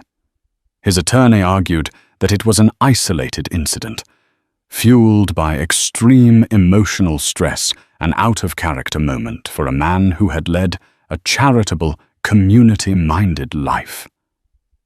The prosecution countered that domestic violence could never be excused by stress, especially when an unborn child was at risk. By the time the hearing concluded, it was clear there would be no quick resolution.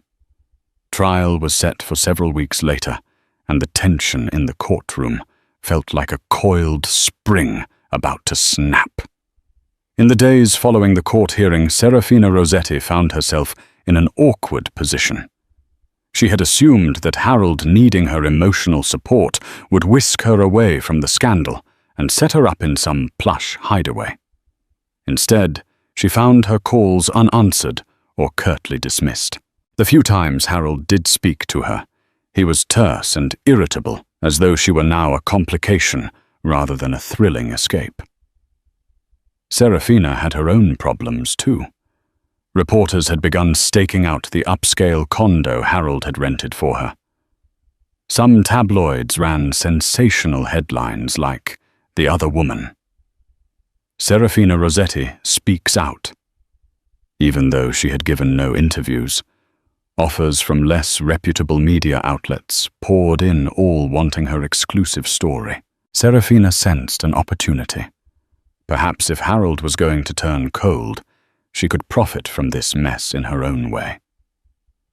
Despite her interest in monetizing the scandal, Serafina also harbored a flicker of concern for Evelyn. She never anticipated the situation would escalate into physical violence.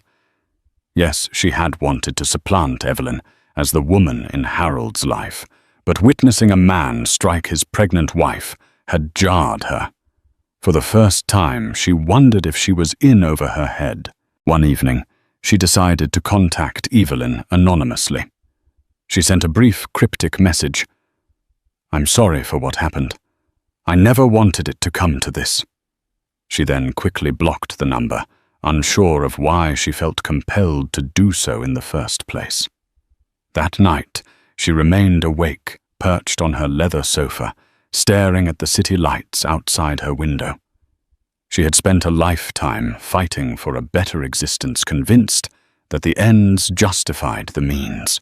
But as she peered into her own future, she suddenly realized she might be standing on a precarious tightrope, one misstep away from losing everything. Harold Davenport's PR team had never faced a crisis of this magnitude. Usually they managed to paint him as a charitable businessman, someone who hosted lavish galas for hospitals, sponsored educational programs, and revitalized rundown neighborhoods. But the video of him striking Evelyn was impossible to spin. The public condemnation was fierce, and major corporate partners began distancing themselves. Stock in Davenport Investments took a nosedive. Shareholders were panicking, and the board of directors discreetly questioned Harold's ability to continue leading the company. Not one to accept defeat, quietly Harold held a meeting in his opulent office suite. The walls were lined with modern art, each piece meticulously chosen to convey sophistication. But on this day, the art's tranquility did nothing to calm the anxieties in the room. Board members, anxious and distrustful, demanded reassurance. Harold paced at the head of the long, polished table, trying to maintain composure. "We need to control the narrative," he insisted. "I've directed my lawyers to talk settlement with Evelyn. We can handle this quietly if she—" One of the older board members, James Chapman, interrupted. "Harold, with all due respect, you assaulted your pregnant wife on camera. There's no controlling that narrative, and if we don't distance ourselves, we risk the downfall of the entire firm." Murmurs of agreement echoed around the table. Harold's jaw tightened. He insisted that the scandal would blow over if they remained united. But the board members exchanged doubtful glances. In the hallways outside, staff whispered uncertain if they'd have a job in a few months. That evening, Harold retreated to his penthouse office. The city skyline spread before him. He clutched a glass of expensive scotch, staring at the reflection of a man he hardly recognized. His empire was teetering, and for the first time in his life, he had no idea how to save it. As Harold's world collapsed, the people in his orbit took sides. A handful of his longtime associates tried to stand by him, offering moral support and private sympathies. Most, however, withdrew out of self-preservation. Invitations to elite events dried up. Charity galas quietly removed his name from the guest lists, and those who once clamored for a seat at his table now avoided him. Evelyn, too, witnessed a shift in her social circle. Friends who had previously envied her lifestyle now reached out with genuine compassion, offering everything from free daycare advice to assistance in navigating the legal system. Fiona remained steadfast, becoming Evelyn's de facto bodyguard against paparazzi and meddling reporters. Meanwhile, the press had a field day, highlighting every single detail of Harold and Evelyn's life. Newspapers dug into Harold's financial dealings, revealing questionable partnerships and uncompleted real estate ventures. Speculative pieces claimed Davenport Investments was on the brink of bankruptcy. Journalists camped outside Fiona's suburban estate, snapping photos through telephoto lenses whenever Evelyn ventured outdoors for a doctor's appointment or a walk. Harold was enraged by the intrusion, even though he had no moral ground to stand on. In a rare moment of vulnerability, he asked Bernard Stein, "Is there any chance Evelyn will drop the charges?" Stein's expression was grim. "She's pressing forward. And the DA's office has ample evidence. If it goes to trial, you could face jail time, especially considering the severity of hitting a pregnant woman." Faced with the real possibility of incarceration, Harold felt the first tremors of fear. He was used to controlling everything. His company, his reputation, his personal relationships. But now the grip he had on his world was slipping, and all he could do was watch it fall. Evelyn spent her days juggling medical checkups with legal consultations. The unborn child remained her top priority, and each ultrasound brought both hope and anxiety. Would the baby sense the stress roiling through her? She tried to soothe her mind with prenatal yoga recommended by her therapist. The sessions offered brief respite, but the looming trial kept her nerves on edge. Her therapist, Dr. Anita Green, encouraged her to confront not just the slap, but all the emotional abuse and neglect she'd experienced in the marriage. In one session, Evelyn sobbed as she recounted the nights she would wait hours on end for Harold to return home, only to be met with indifference or scorn. She realized that the violent act at La Belle Étoile was just the tip of a dangerous iceberg, and recognizing this made her simultaneously furious and fearful. Meanwhile, Harold's lawyers tried multiple strategies, proposing a private reconciliation, dangling a generous financial settlement, and even floating the idea of joint public statements about marital discord. Each offer was swiftly rejected. Evelyn was no longer the timid spouse who would do anything to keep the peace. The baby changed everything for her, instilling a fierce resolve to ensure a better future, free from deceit and fear. Late at night, Evelyn lay awake in Fiona's guest bed, replaying the slap in her mind. She saw Harold's eyes burning with rage, felt the sting on her cheek anew. For the first time, she truly comprehended the fragility of her own existence and her child's. She had loved Harold once deeply, but she couldn't excuse what he'd done. In that dark stillness, she resolved to see this through to the end, no matter how daunting the road might be. As the trial date approached, both sides engaged in a flurry of legal maneuvers. Bernard Stein filed motions to suppress certain witness testimonies and to dispute the chain of custody for the restaurant video. The prosecution, led by James Underwood, countered with motions of their own, seeking to highlight Harold's history of emotional neglect and to call Serafina Rossetti as a witness. Serafina found herself in a precarious position. She had no desire to appear in court, especially knowing that the defense would paint her as a gold-digging mistress. Yet she also sensed an opportunity to exact some form of revenge on Harold for discarding her so callously once the scandal erupted. After consulting with a lawyer of her own, Serafina begrudgingly agreed to cooperate with the prosecution's subpoena. The court of public opinion, however, was far swifter. The tabloids labeled Serafina as a home wrecker and the vamp who lured Harold astray. Commentators on morning talk shows debated whether she deserved blame or sympathy.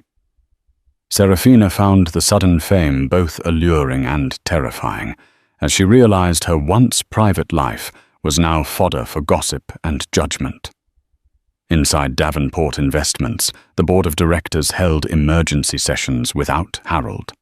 Rumors circulated about a possible ousting. Harold heard whispers about a management shakeup that would remove him as CEO. Each time the rumor reached him, it fanned the flames of his anger. He felt betrayed by the very people who had benefited from his leadership for years. Still, he clung to the hope that the trial might reveal the situation as a one-time lapse in judgment, at least enough to salvage what remained of his empire. But in his darkest moments, he wondered if the unstoppable Harold Davenport was truly unstoppable after all. Amid the swirling chaos, Evelyn received unexpected support from a group called Women First, a local non-profit dedicated to assisting victims of domestic violence. Organized by a determined activist named Sarah Hernandez, they reached out to Evelyn, offering counseling, legal resources, and even security if she felt threatened. Though initially wary of involving outsiders, Evelyn discovered a comforting sense of solidarity in their presence. Harold, in a rare moment of contrition, attempted to send Evelyn a bouquet of white roses and a handwritten note saying, "For the sake of our child, let's find a peaceful resolution." Evelyn never responded. She handed the note to her lawyer, who added it to the growing file of communications, unsure if it might be a ploy to manipulate the legal proceedings. Around the same time, a former employee of Davenport Investments named Marcus Lee came forward sharing that Harold had once verbally abused him in a private meeting.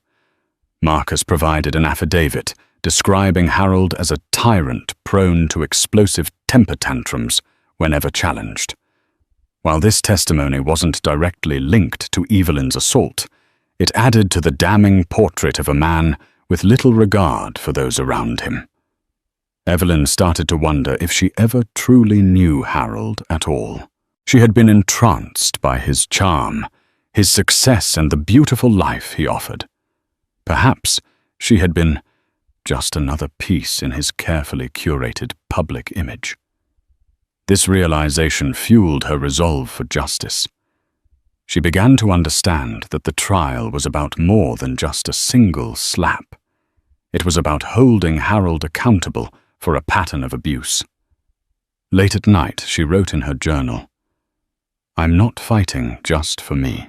I'm fighting for every woman who's been silenced by fear, every child who deserves a loving home, and the future I want for my baby." The courtroom buzzed like a hive on the first morning of the trial. Long before the doors opened, reporters crowded the courthouse steps, their breath fogging in the early morning chill. News vans lined the curb like battle tanks, their antennas pointed to the sky. Inside every seat was filled lawyers, journalists, court staff, and a few silent strangers who just wanted to witness a man of power finally face justice. Evelyn sat at the plaintiff's table, her posture dignified but tense. She wore a simple navy dress and minimal makeup. She didn't need embellishment. The faint bruise along her jaw had faded, but the memory it carried still throbbed beneath the surface. Her lawyer, Janet Morales, sat beside her, focused, calm, and determined. Across the room, Harold Davenport entered, flanked by Bernard Stein and a second attorney. His navy suit was crisp, his hair carefully styled, but he looked thinner than before, his jaw tighter, his eyes a shade duller. The cameras had captured his fall from grace for weeks, but here under oath there would be no curated image, only truth. Judge Mary Kingsley entered promptly, the courtroom rising in unison. She surveyed the room with a cool, measured gaze before nodding to the attorneys. "Let us begin. James Underwood." The prosecutor stood and launched into a piercing opening statement. This case is not about business. It's not about society pages or philanthropy. It's about a woman, a wife, struck in public while pregnant. It's about a man who believed his wealth would shield him from consequence. But in this courtroom, we are all equal under the law. His words settled into the silence like weights dropped into water. When Stein took his turn, his tone was somber. Davenport is not a monster. He's a man under immense pressure who made a terrible mistake. We will show that this was an isolated incident, not a pattern. A moment of emotional failure, not cruelty. The real moment began when Evelyn was called to the stand. She walked slowly, every step echoing in the wood-paneled chamber. She placed her hand on the Bible, swore the oath, and sat down, clutching a tissue in her lap. Underwood guided her through the beginning, her marriage, the pregnancy, and the night of the incident. I walked into the restaurant, Evelyn said, her voice low but steady, and saw my husband laughing with another woman. I was humiliated. But more than that, I was scared. Scared because when I confronted him, he didn't apologize. He hit me. She paused, blinking back tears. It wasn't just the slap. It was the way he looked at me. Like I was the problem. Like I deserved it. The jury sat motionless. Some jurors looked at her with open empathy. Others scribbled quietly. During cross-examination, Stein treaded carefully. "Mrs. Davenport, would you say your marriage had challenges before this night?" Evelyn nodded. "All marriages do. But challenges don't excuse violence." Stein pressed further, attempting to imply her presence at the restaurant was confrontational. "You showed up uninvited, emotional upset. Is it possible things escalated too quickly?" Evelyn's eyes narrowed slightly. He didn't even hesitate. That was not escalation. That was a choice. Silence followed. Even Stein backed off, realizing he was dangerously close to pushing the jury the wrong way. As court adjourned for the day, Fiona met Evelyn in the hallway and wrapped her arms around her. "You did it," she whispered. "You told the truth."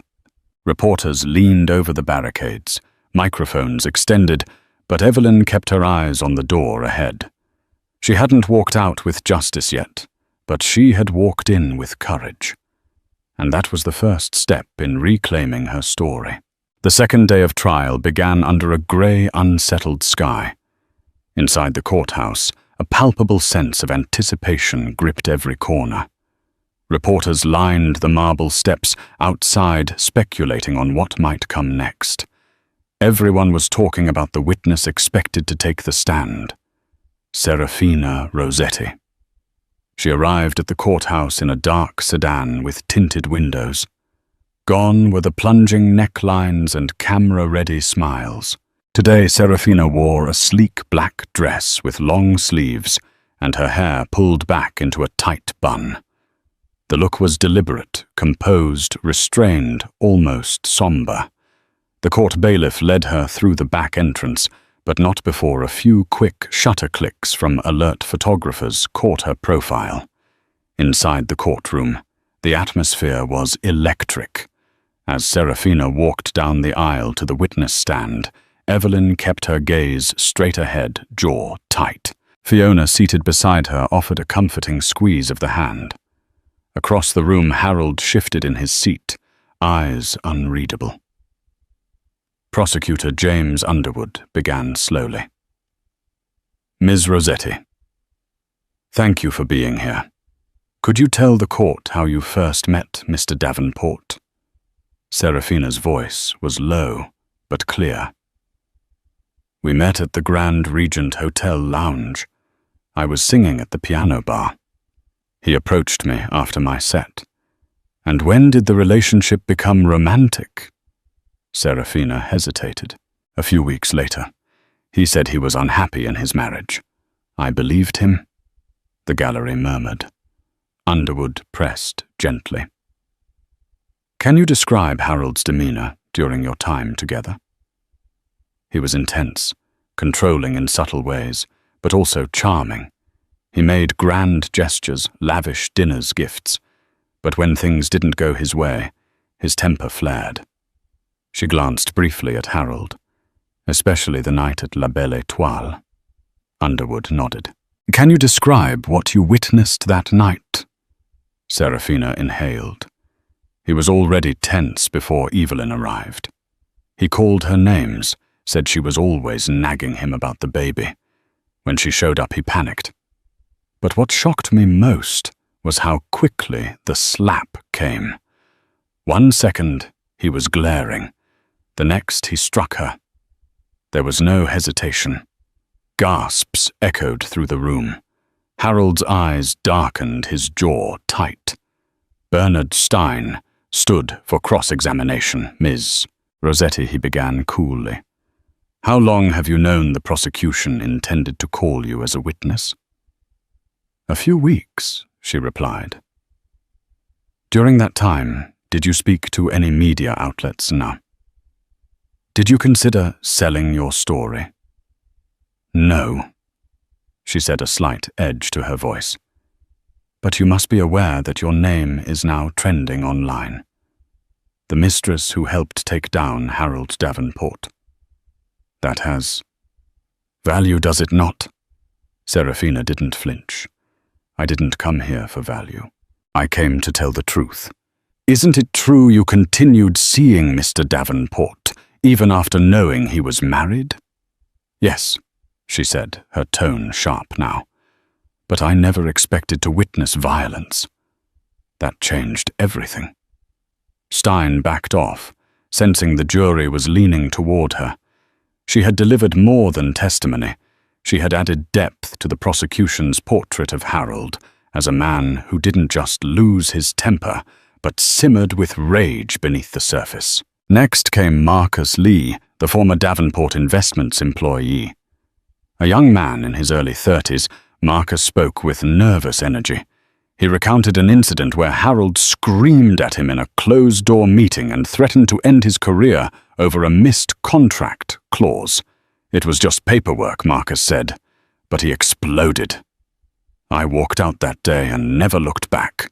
Though not directly tied to the incident, with Evelyn Marcus's account, bolstered the image of a man who used intimidation as a tool. By the end of day 2, the prosecution had laid out a pattern, not one of a single mistake, but of a man whose power insulated him from consequences until now. As the judge adjourned for the day, Evelyn caught Serafina's eye just briefly.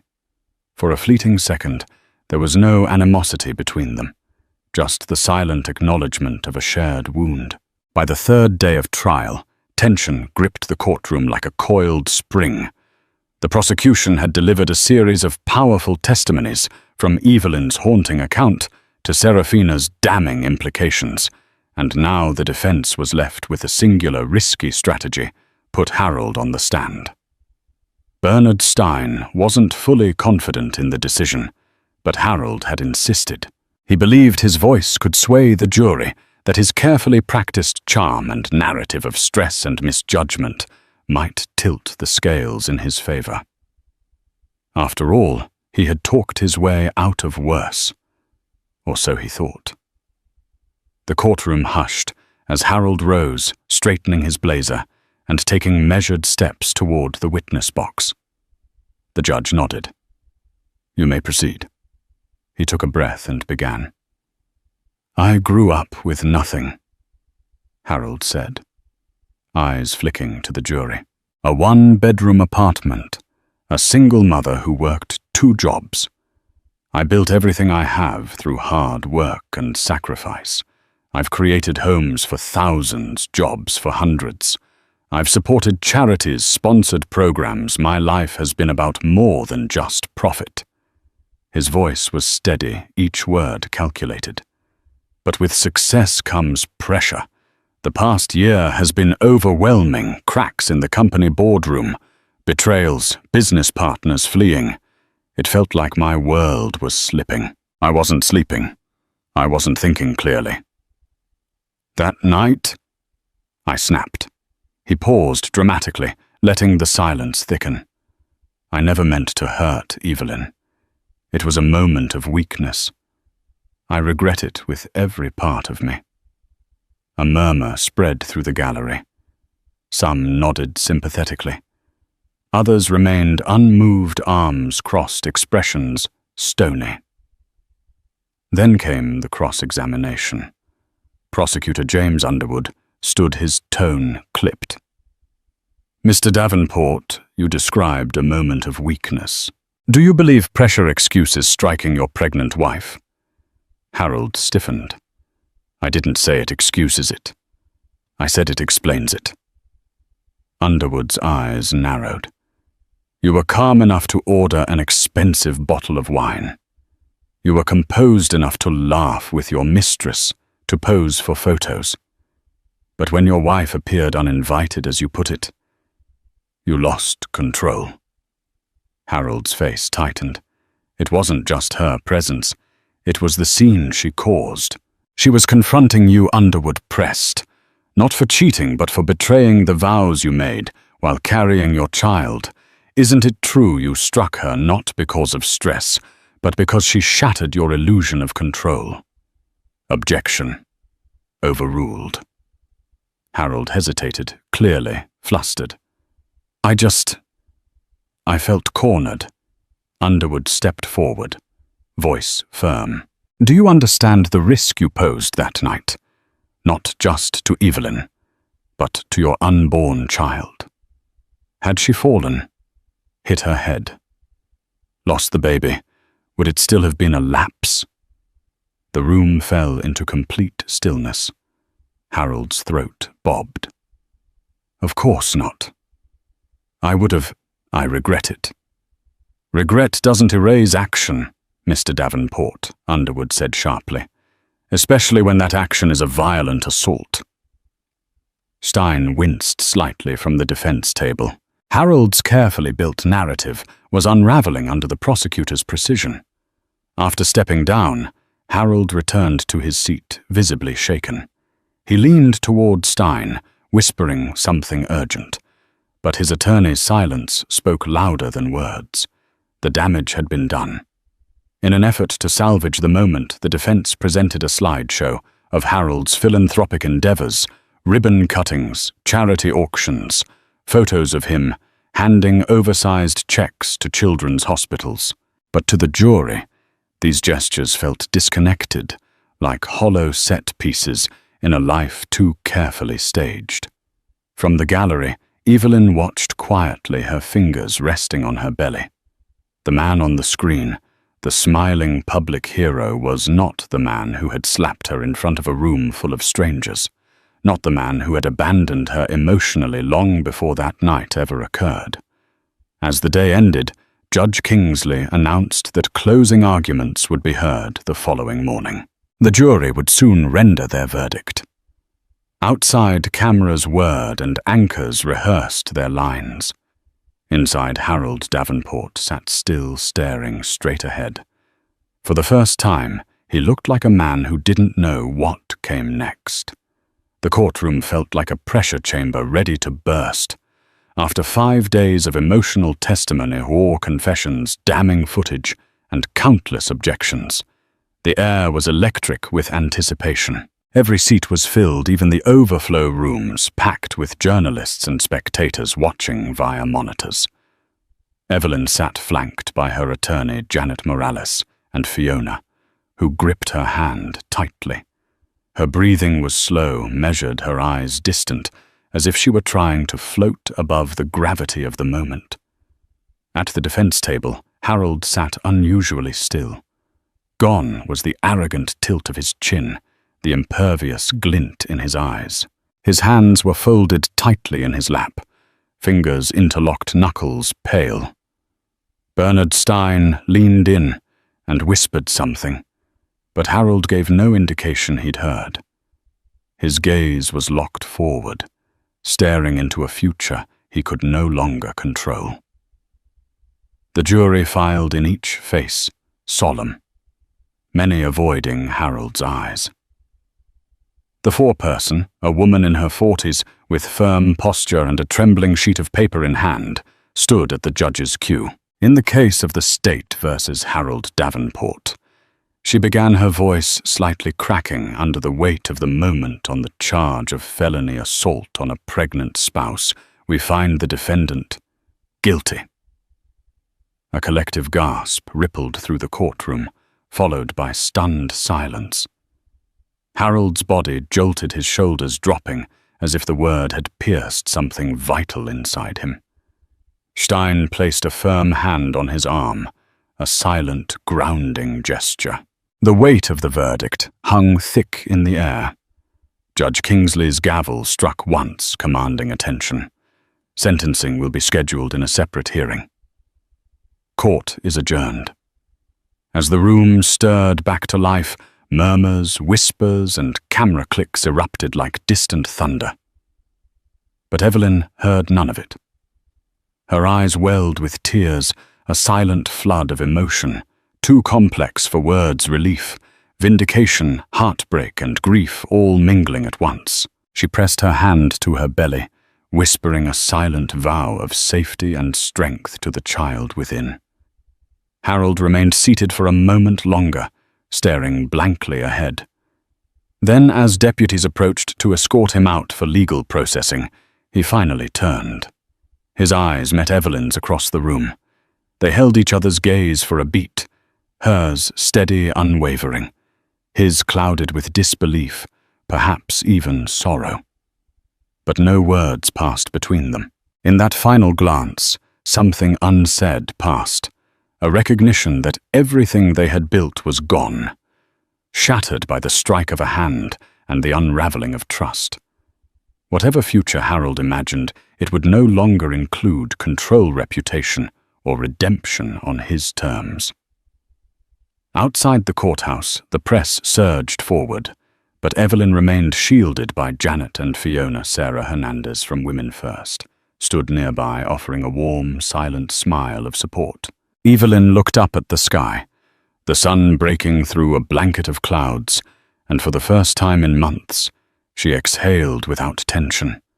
She had done the unthinkable, stood up to a powerful man, not for revenge, but for her child, for herself, for every woman who had ever been told to stay silent.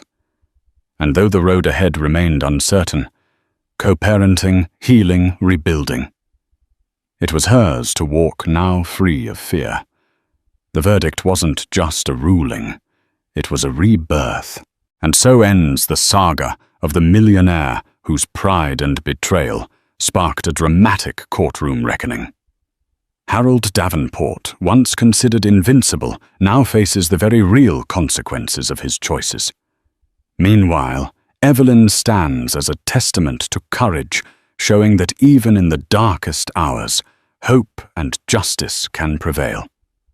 As she places a protective hand over her growing belly, she looks toward a future in which her child will never know the weight of fear or silence. If this story moved you, if you found yourself rooting for justice and resolution, please let us know by hitting the like button. Share it with your friends to spark important conversations about accountability and empathy. And don't forget to subscribe to our channel for more compelling tales that shine a light on the complexities of human relationships. Thank you for watching, and we'll see you in the next story.